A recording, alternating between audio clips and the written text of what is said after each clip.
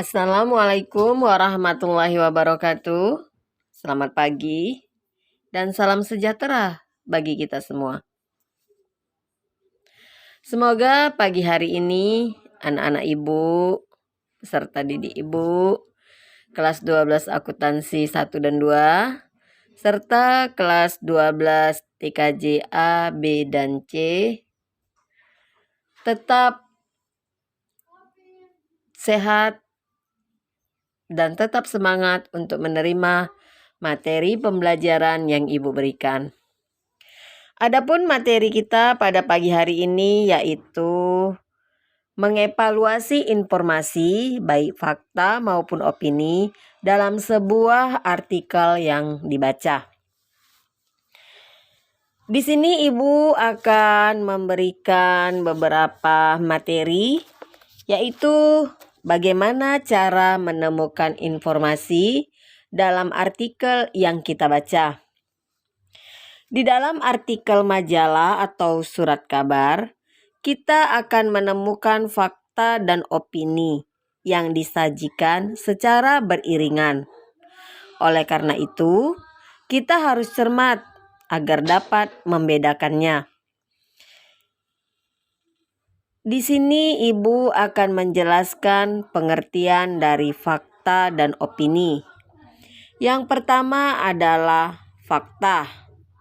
Fakta adalah kenyataan atau peristiwa yang benar-benar ada atau terjadi.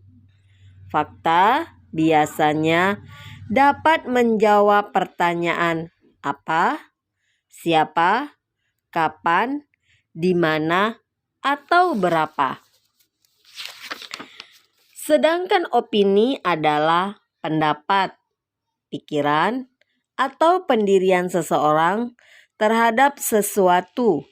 Opini biasanya dapat menjawab pertanyaan bagaimana dan mengapa.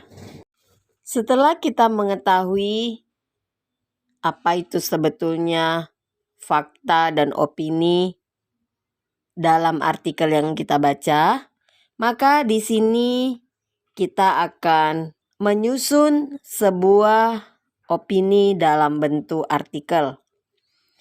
Ada beberapa hal yang harus peserta didik perhatikan. Antara lain ialah struktur artikel opini, argumentasi, dan bahasa yang digunakan. Di antaranya, 1. Struktur artikel opini. Dalam sebuah struktur artikel opini, biasanya isi artikel diawali dengan pernyataan pendapat atau thesis statement atau topik yang akan dikemukakan. Selanjutnya akan dikemukakan beberapa argumentasi tentang pendapat atau pandangan terhadap masalah yang dikemukakan. Pada bagian ini disebut argumentasi. Dan biasanya pada bagian akhir artikel berisi pernyataan ulang pendapat, yakni penegasan kembali pendapat yang telah dikemukakan agar pembaca yakin dengan pandangan atau pendapat tersebut. 2. Argumentasi. Bagian terpenting dalam artikel opini adalah argumentasi. Argumentasi yang kalian kemukakan harus kuat. Artinya, argumentasi harus didukung data aktual. Karena artikel opini pada umumnya bersifat aktual yang berisi analisis subjektif terhadap suatu permasalahan.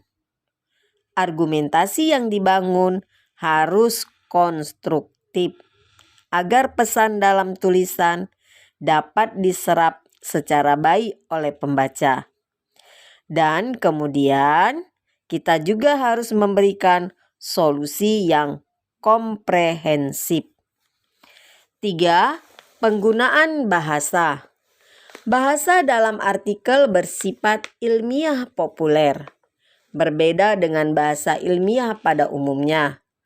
Penggunaan bahasa penting untuk diperhatikan, untuk melihat sasaran pembacanya. Kecenderungan pembaca teks artikel adalah membaca tulisan yang tidak terlalu panjang, mudah dibaca, dan mudah dipahami.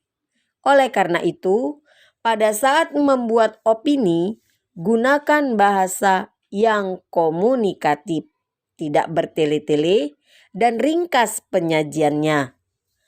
Dalam menggali gagasan dan argumentasi, gunakanlah kalimat yang efektif, efisien, dan mudah dimengerti.